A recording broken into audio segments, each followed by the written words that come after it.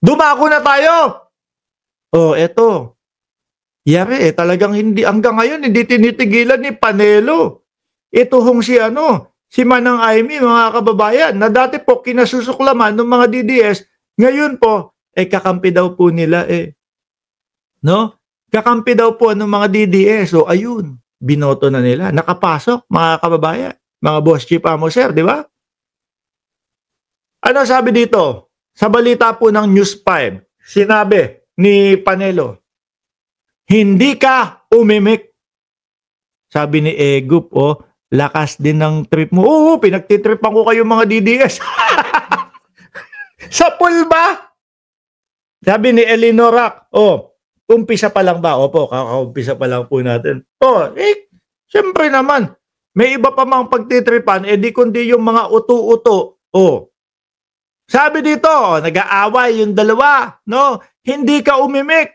Kasi si Panelo, mga kababayan, talagang buo po ang loob na alam niya na ito pong si Aimee Marcos, kumbaga namamangka sa dalawang ilog.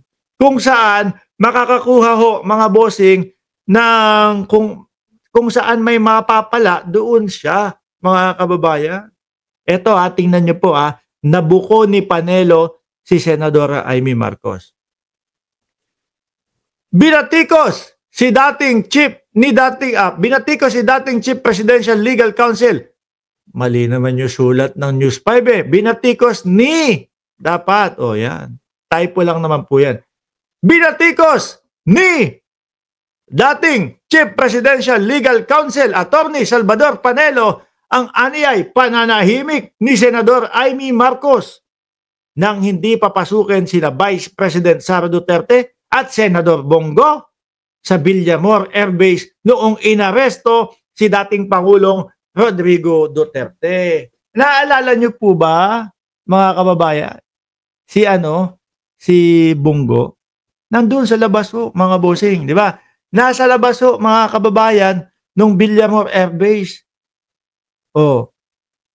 May dalang pizza.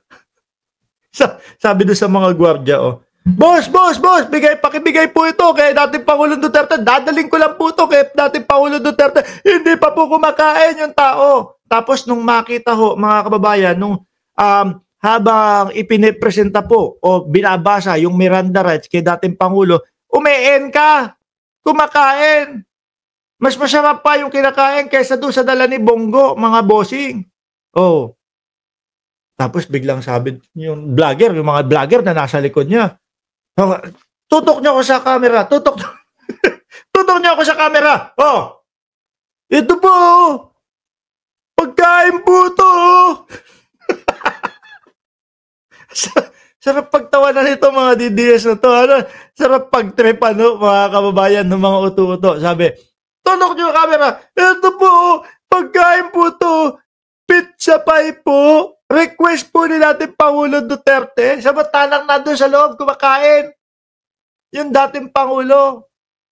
Pero sa senaryo na yan, mga kababayan, ang tumatak sa utak ko, si Bato de la Rosa. No?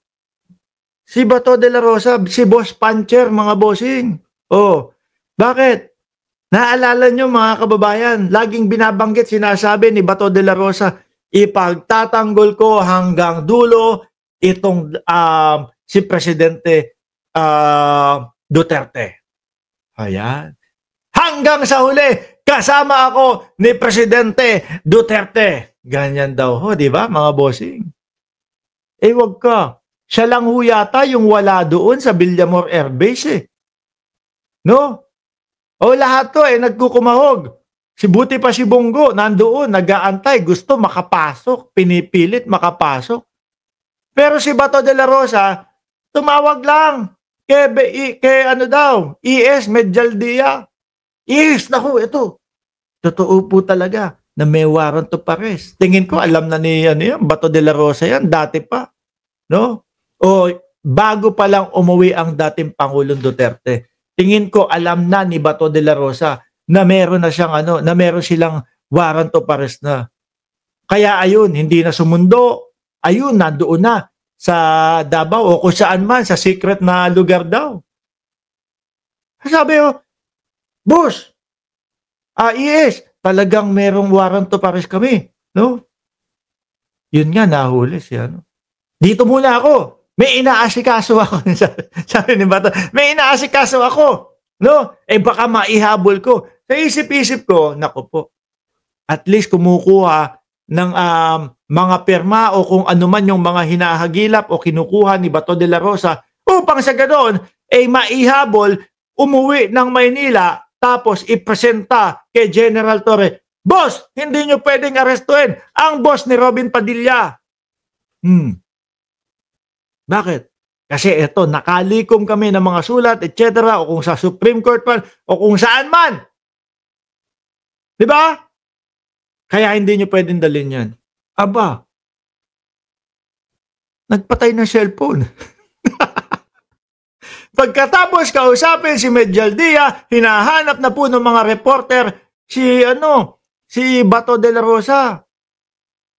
No, nasa secret place daw siya. Tingin ko ho, mga kababayan, alam niyan na niyan na may warrant of arrest sila. Kaya ayun, namundok na at hinayaan si dating Pangulong Duterte. O mga DDS, hindi nyo nababasa yun? At tingnan nyo, 24 oras pinatay yung cellphone ni Bato de la Rosa. Buti pa si Bongo O ayun, may dalang pizza. Diba? Si Bato, wala. Nagpatay pa ng cellphone. Siguro ho, ayaw makulit nila Hanilet. O Bato, kasama ka daw doon sa warrant of arrest. Aba, samahan mo naman si dating Pangulong Duterte para may kasama, matanda na, ayaw siguro makulit, mga bossing. Kaya, nagpatay na lang ng cellphone, mga kababayan. Hindi po ba? Bumalik tayo kay Amy Marcos. Bakit daw tahimik lang si Amy Marcos noong inaaresto ang dating Pangulong Duterte? At kailan lang daw ho nagsalita si Senadora Amy Marcos? Kailan ka lang umimik? Noong bumagsak ka na sa ratings. Nung lalo na pong nahalata ng mamamayang Pilipino na si Amy Marcos ay namamangka po sa dalawang ilog, mga kababayan, ayun. Saka na lang, bring him home! Bring him home! Diba? Kasi nga, wala na Yung mga supporter niya dito na sumusuporta kay Pangulong Bongbong Marcos, mga kababayan, tuluyan na siyang kinalimutan. Pati po yung mga loyalista, tuluyan na siyang kinalimutan at tuluyan ng iniwan. No? Si Amy Marcos, kasi nga ang nakikita, puro paninira na lang sa gobyerno. Puro paninira na lang.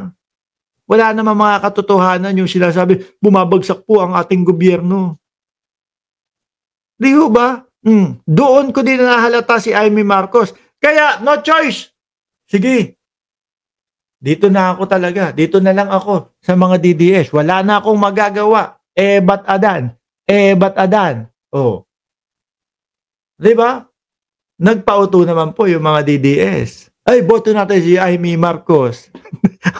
Tingnan niyo po ang nangyari, mga kababayan. Imbis na po, yung Duterte nila ang mga makapasok mga bossing. Ayun, pasok si Amy Marcos at ayun, yung Duterte nandun po sa pang-30.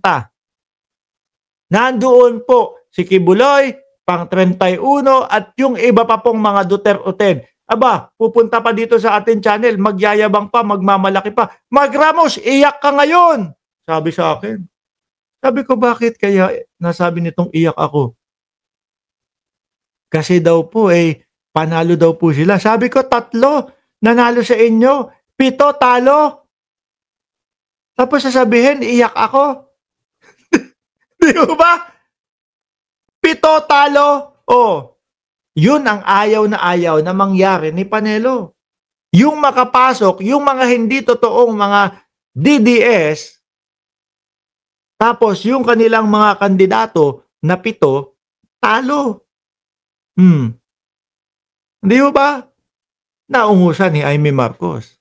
Madaming uto-uto sa mga DDS. Boto sila. Hindi nila mag-gets itong gusto ni Panelong ipag-gets sa kanila. Kailan ka lang umimik noong bumagsak ka na sa ratings sa 2025 senatorial election? Banat ni Panelo. Totoo naman do. Mga kababayan, tagumpay si Amy, naisahan niya ang mga DDS. Correct, no? Ayan, hindi nila sigurado kung talaga bang sa kanila si Amy Marcos o kung saan. Nung hindi pinapasok sina BP Sara Duterte at Bongo sa Villamor Air Base, nasaan ka? Kapatid ka ng presidente. Sigurado, papapasukin ka doon. But you kept quiet. Hindi ko kasi nagbabasa, nag-a-analyze itong mga DDS, mga kababayan no? Pagmamalaki nga daw ho nila, DDS kami, no? DDS kami. DDS ako sa puso, sa isip at sa gawa. Yung pala, ang totoong ibig sabihin ng DDS ay Duterte Death Squad. Ipinangalandakan pa, DDS ako, no? Boss, alam mo ba ibig sabihin ng DDS? Oh, Duterte diehard supporter. Yung pala yung katotohanan na ibig sabihin ng DDS Duterte Death Squad. Ipinagmalaki pa. Ay, Diyos ko, mga bossing chipamo, sir.